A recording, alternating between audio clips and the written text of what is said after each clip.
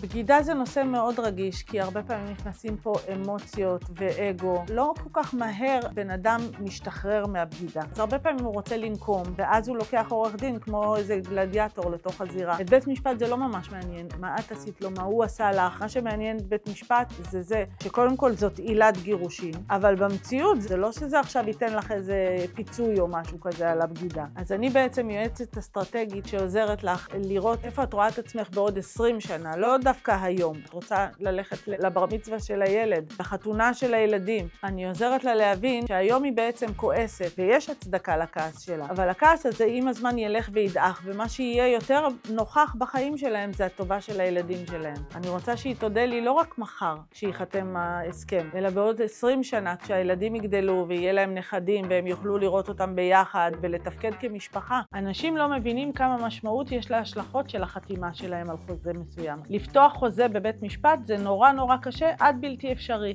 ככה שגם אם חתמו על הסכם לגבי מזונות, משמורת וכל זה, נורא קשה לפתוח את זה. חתמת על הסכם מזונות של 2,000 שקלים לחודש לילד, בסופו של דבר עם ההסכם הזה אתה תמשיך ותלך עד שהילד יהיה בן 18 ואפילו אחרי זה. אם תרצה להפחית את זה, צריך לקרות שינוי נסיבות מאוד קיצוני, כמו למשל חלית ואתה לא יכול יותר לפרנס, וגם אז זה הכל תלוי בשופט. בגלל שהחתימה הזאת כל כך חשובה ותלווה אותך לאורך כל החיים, אותך ואת הילדים שלך, אז חייב שהעורך דין שלך יהיה אחד כזה שלוקח בחשבון את כל התמונה, את הילדים, את המזונות, ונותן לך את הייעוץ הטוב ביותר שאפשר. אם אתה נופל על עורך דין שהוא לא מקצועי, שאין לו ניסיון מספיק, אתה מקבל הסכם שהוא לא טוב, שהוא לא משרת את האינטרסים שלך ולא של המשפחה שלך.